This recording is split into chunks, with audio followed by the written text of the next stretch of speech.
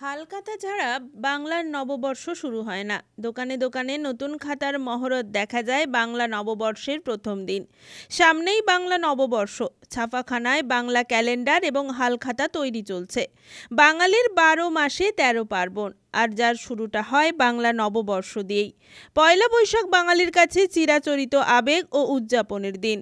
বছরের শুরুর দিনটা হালখাতা এবং নতুন ক্যালেন্ডার নিয়েই ব্যস্ত হয়ে পড়ে বাঙালি। তাই এই ডিজিটাল সময় এসেও হালখাতা এবং বাংলা ক্যালেন্ডার তৈরি চলছে ছাপাখানাগুলিতে।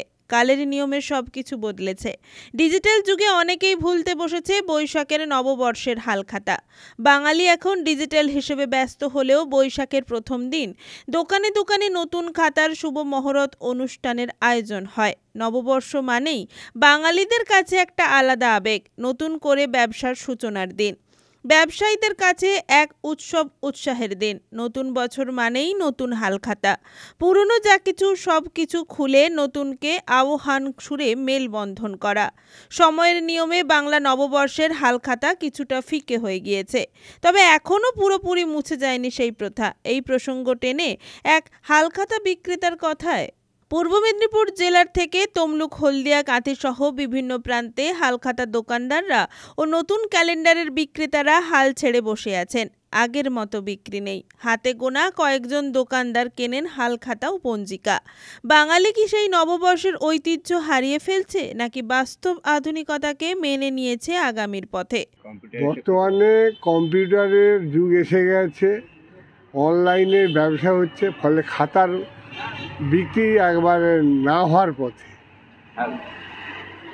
মানে আমরা পুরানোরা আছি, যেটুকু খাতা রাখছি, বিক্রি হলে ভালো, না হলে আরও ভালো, এছাড়া আর কিছু।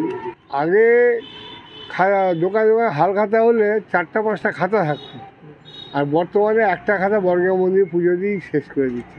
তাও সেই খাতাটাও আর ব্যবহার করছে না। কম্পিউটার প্রতিটা জায়গায় এসে হচ্ছে, দোকানে, অফিসে, সব জায়গায় এসে যাওয়ার ফলে তার হয়ে গেছে। কতটা বিক্রি কমেছে? 60 থেকে 70%। নতুন বছর মানেই ব্যবসায়ীদের হালখাতা ও গ্রাহকদের জন্য উপহারে নতুন ক্যালেন্ডার। সময়ের পরিবর্তনে চাহিদা কমছে তার। এখন অনেক ব্যবসায়ী আর সেই পুরনো দিনের প্রথা মেনে হালখাতা করছেন না। ক্রেতারাও উপহারে পাচ্ছেন না ক্যালেন্ডার। ব্যস্ততা কমেছে ছাপাখানায়। চাহিদা বলতে 2000 সালে অনেক ভালোই ছিল। তারপরে করোনা পিরিয়ড যখন হয় তখন তো একবারেই বন্ধ হয়ে গিয়েছিল। তারপরে আস্তে আস্তে এখন উঠছে। 2000 সঙ্গে এখন যদি কম্পেয়ার করা যায়, হ্যাঁ, আগে 100% ছিল, এখন প্রায় 50% বা 60% হয়েছে এরকম। কেন এরকম গ্রোথটা নেমে যাওয়ার কারণটা কি? কারণ করোনা পিরিয়ডে তো ব্যবসা প্রায় বন্ধ হয়েছিল। তারপর তখন কি হতো যে ক্যালেন্ডার বা ইটি তখন মানে প্রয়োজন ছাড়া ছাপা হতো না।